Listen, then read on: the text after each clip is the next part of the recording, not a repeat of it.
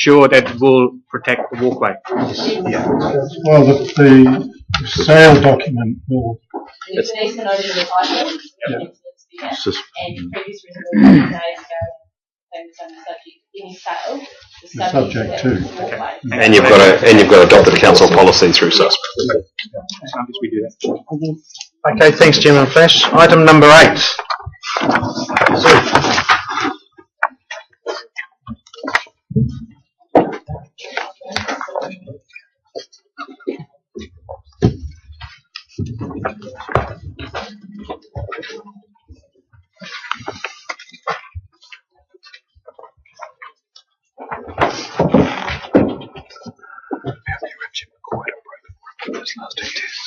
Good afternoon, Sue. Good afternoon. Councillor Kostowski. I would like to thank the staff and Sue and everybody involved in preparing this document. I think both for the submitters and for the councillors is an invaluable document and has received a great deal of approval from the community that I have spoken to. Well done, Sue.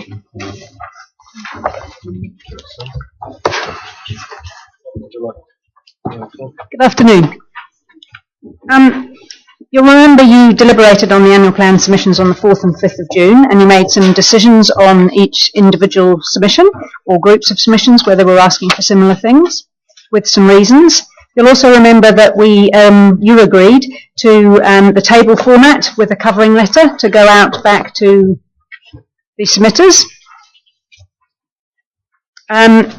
As Mr. Green pointed out earlier, the decisions on the 4 matters that we consulted on alongside with the annual plan have not been included in here because they were papers that were subject of today's meeting. But obviously those decisions will be written up and will be sent back to those submitters, so they're not included in that. Submitters will be sent a covering letter, and I understand the communications manager has sent round a version of that letter to you that you have seen. And the relevant part of the decisions report that applies to them, so they won't get the whole lot, but the whole lot will be available on the website, just in the interest of saving paper. So for that to happen, you'll need to adopt the decisions report before those letters can actually go out. And the decisions report is the attachment for agenda item 8. Okay, any questions or queries on the decisions report? Could I just ask the question, you're using the words options and challenges debate. Yes. It's the first time I've heard of that. Debate means there's a argy-bargy between 2 groups. What's it actually comprise of? That's something that we'll be talking to you about through the 10-year plan process, and our next workshop on that is the 7th of July. But essentially, it's the options debate is you decide what goes out in the options debate, and there is questionnaires and various meetings and times when the public can give some feedback on what they think of the options that are. It's pre-consultation, basically, for the long-term plan. It's a legislative thing, and it's legislatively driven. Just in regards to particularly the responses to the Turangi people, and I haven't spoken to Zane Maggie about this, but just when I read the council response, the first sentence, like the proposal to introduce a shared space at the rear of the mall has been discussed and supported in principle by the Turangi-Tongariro Community Board, and I'm just thinking that sentence as a start, before I've read the rest, I think that the Community Board's decided to go ahead with that. That's the first impression I got, because I had to reread it twice. So I just think that needs to be reworded or taken out, because it's really the information is, thank you for your information, and this will be presented, given to the Community Board to discuss, as opposed to making it sound as if the Community Board has discussed and supported it. So they have previously. Yeah, I realise that. But yeah, absolutely, we'll take that sentence out. Yeah, I just thought that was... So we could just take out the whole of that first paragraph, because the second one is the submission will be referred to the Turangi-Tongariro Community Board to allow them to determine whether to continue. Yeah.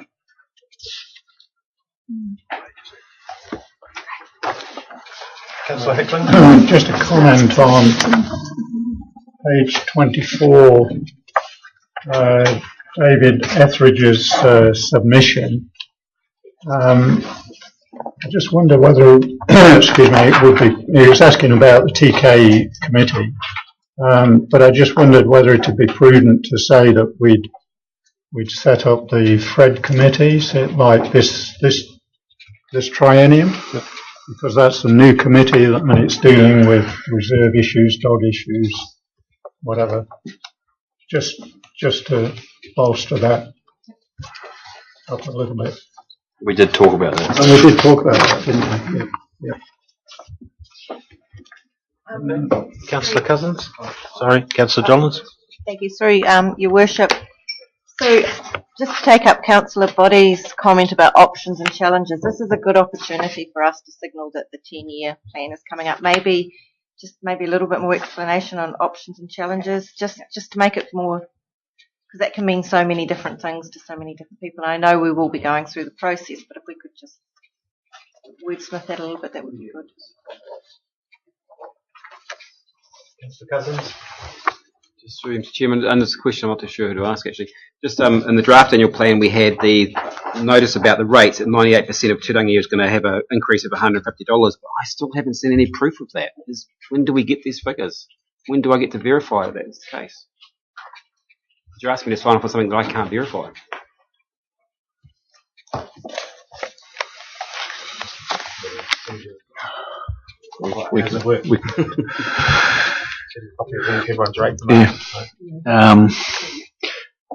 During the workshops that we held in, crikey, let's try and remember when we held the workshops now, we provided the summation of that data, and that was what was in the draft annual plan.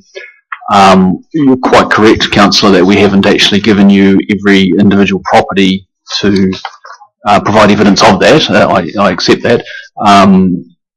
That's certainly something that we could do, but during the workshops we didn't burden you with the 22,000 individual lines of ratepayer bills.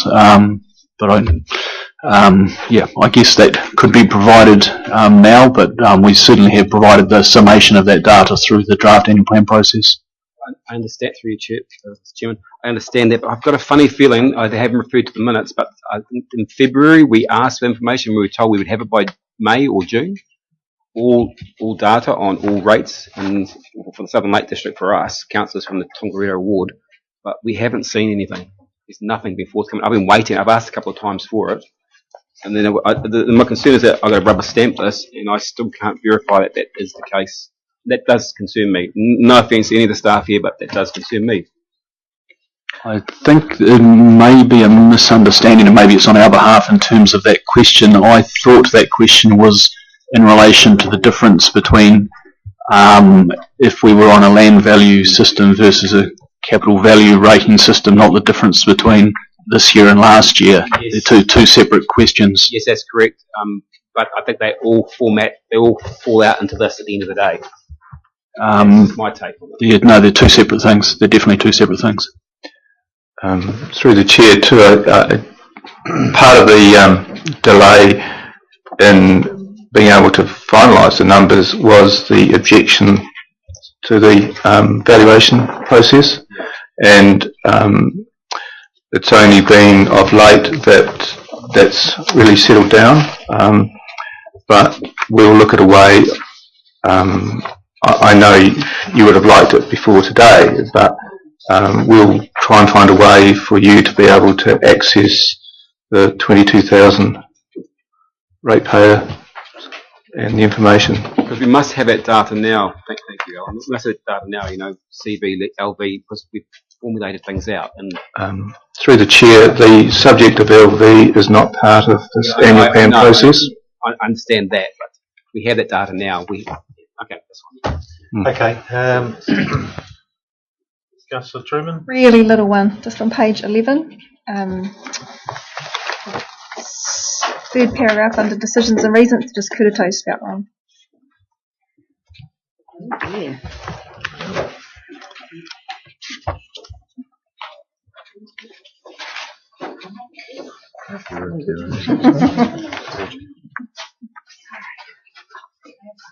Okay, thanks, Kirsty. So there's a suggested resolution there. Probably we change it to amend it. Just got another point of clarification, Your Worship. Certainly, Councillor Ackling. Page 39, my pet subject, the golf club irrigation system. Do you think we could, are we able to at least put a time frame on this, please? This work is currently being undertaken. I'd like to see a finite date that we get back to the club, because then they can put something into the long-term plan or whatever. Is there any opportunity of... This is not listening. It would be part of the long-term plan process. It will. It doesn't say that here. Currently being undertaken as part of the LTP process. Well, so we'll add those words in. But our CEO did publicly say that he would get all the information by December. That's correct. That's right. Yeah. By December, then can form part of the draft LTP. So from the golf club point of view, do they then have to resubmit all that information back to the LTP? There's a number of decisions, through the Chair, there's a number of decisions that Council will be considering as part of the LTP process in respect of water.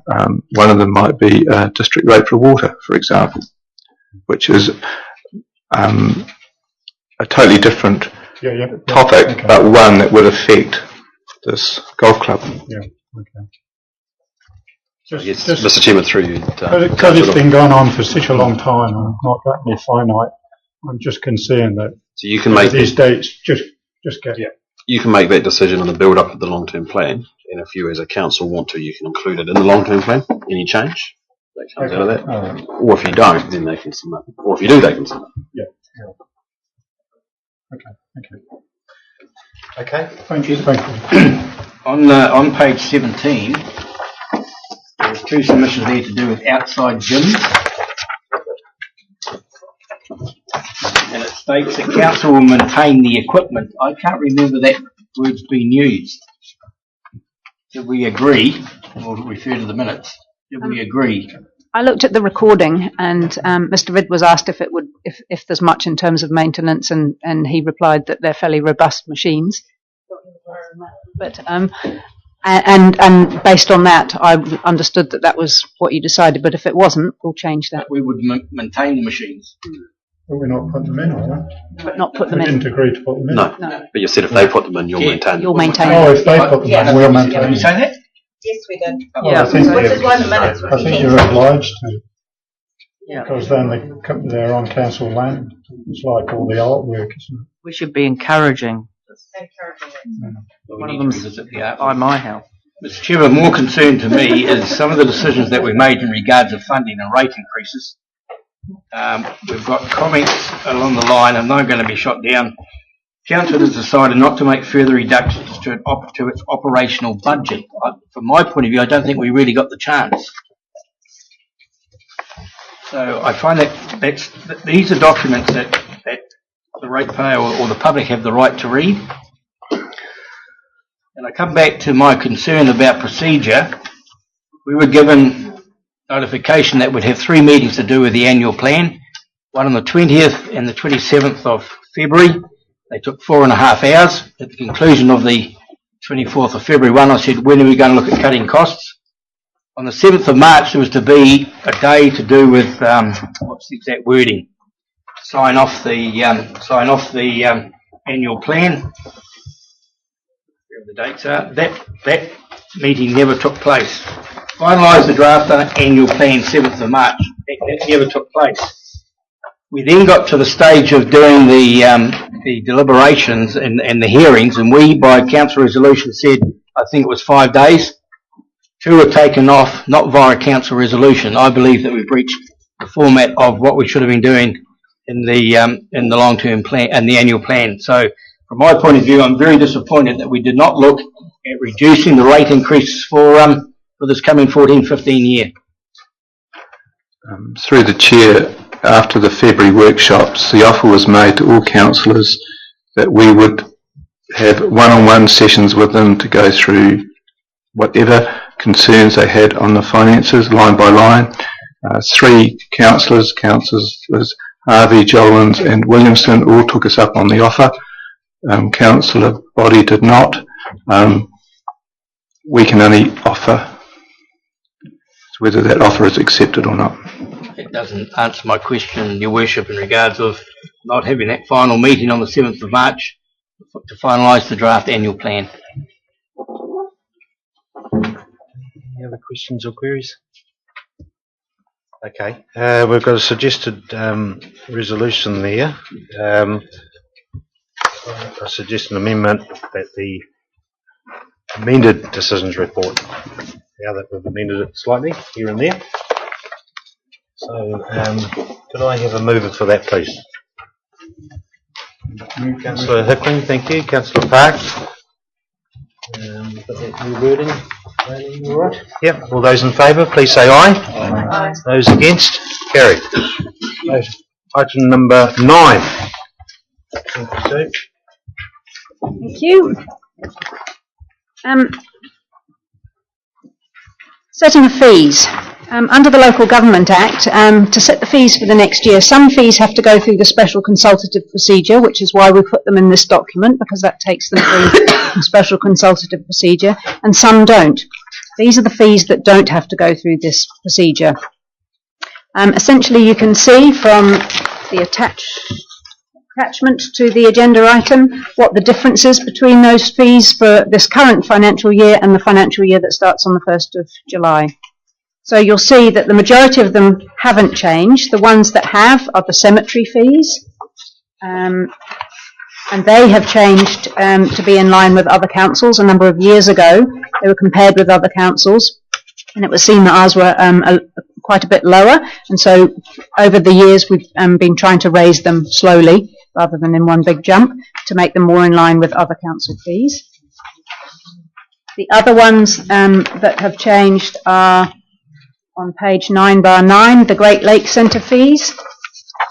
The Hall East Wing fee has changed because that's been assessed against similar venues in Rotorua and seen to be not charged quite at the right rate.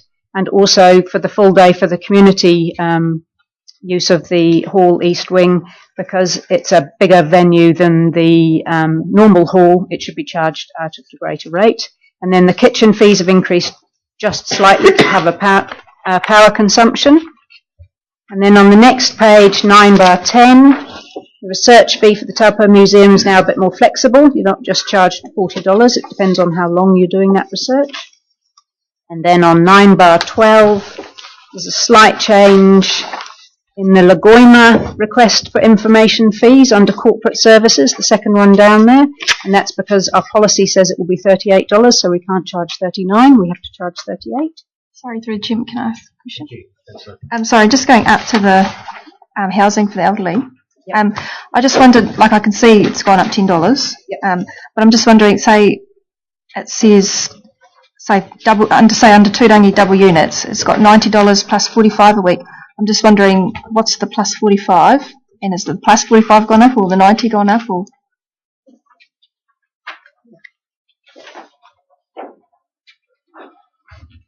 plus 45 is if you've got 2 vehicles. That's how it works. Yeah. I think the 45 is the second occupant. And the shift, I should know this, but I think the shift will be across both of them.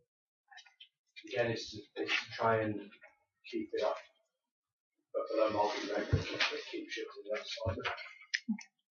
And it's funded by accommodation articles. okay, thank you. And just the other thing, I don't know if this gets printed in anything official, but Lagoima is spelled wrong, on the under corporate fees. Yeah, it is, yeah. LGOI, yeah. Thank you. Sorry. Excuse me. Sorry, you were saying. And the last change, which is tiny, Just on 9/13, there's a new fee introduced to put your property file on CD because people didn't do them in the past there. Sorry, that's the end. I was just going to state, and I shoot myself in the foot here, sorry Rosie, as well. We can access, as real estate agents, we can access a property file online now, and we can download the link, and we get that free of charge. I think we should be charging for that, because as real estate agents, we pay $10 or $12 for a title from LINZ, Land Information New Zealand, and I think that we should be looking at making a charge off that for real estate agents, because from a commercial point of view, for us, it's highly beneficial. So as much as I'm shooting myself in the foot, I think that's the way we should be making some money. You can't make that decision here, but I think it should be something that should be looked at. Would you like to submit to the long-term plan? We're quite happy to take voluntary payments. We download about 200 a year, or 300 a year. So I think can you do that? The purpose behind it was that previously it was a manual transaction that took up staff time, so we were trying to encourage people to use that system, which saved us money. So that's why they haven't been charged. But as part of the long-term, keep saying it, as part of the long-term plan, definitely something. All of these fees again will be up for discussion, and in fact, going back a step from that, before you start looking at fees, the level of service. So, what do we spend on these things, and then who pays? Is it user charges or the general rate? Then that spits out a fee at the end of it. So that's all up for the LTP. So some people are actually using that property file online rather than getting a full limb. So it's going to cost us the other end if we don't. Okay. Councillor Harvey? Just where you say that you're going to possibly increase Great Lakes Centre charges, etc. Have groups who use these facilities been consulted on any of these increases? Not particularly, no. The big commercial events, we've already been quoting for the next year, so we've been giving them both lots. But for those big ones, to be honest, that's not going to make a difference. The community events are generally one-off, so they're generally or it could be what I call a regular one-off. The ballet company that comes in every year. As long as they know in advance of what they're going to be charged, they then put that into their fee structure. It's still a very competitive charge, both for the cost of running the venue and nationally when you look at like venues around the place. Just wouldn't like to see us put our fees up to the detriment of getting, patronage, etc. When times are a bit, tighter and so on. We're pretty reasonable when it comes to people talking to us and how you can get around that. Right. Okay. Okay, Councillor Johns. Thank you, Your Worship. So just a question on housing for the elderly. $5 a week doesn't seem a lot, but times it by 4. Have we talked to our residents? Is this in line with other rental increases? Because this is more than CPI, even though I hear you saying in line with other council fees. Can we just have a bit of a chat about what's happening here? Can I just give you what's happening in Christchurch? A single bed unit in Christchurch is going from $100 per week to $136. Okay. This isn't necessarily. There was some time ago, and this is going way back, I'm afraid, but there was a council direction to increase $5 a year over a period of time. I'm sort of coming to the end of that now, but I want to assure you that this is covered by the accommodation supplement, so working income cover most, if not all, of this cost. And if you look at comparative private rentals, this is way below what the commercial sector would offer, I would suggest. Okay. Sorry, Mr.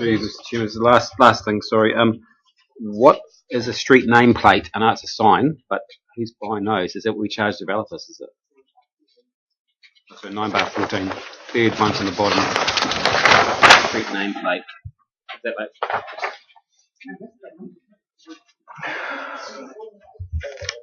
So there, that'll be private roads, private ways. The name plate, stick up and say Lewis. That's a hot salad Lane. Cousin Avenue. I thought maybe it's like for your car or something, your Water Street one. Okay. Suggested resolution there. Can I have a mover, please, for that? Thanks, Councillor Williamson, seconded by Councillor Jollins. All those in favour, please say aye. Aye. Those against? Carried. We'll just adjourn for 5 minutes, just have a bit of a pit stop and tea.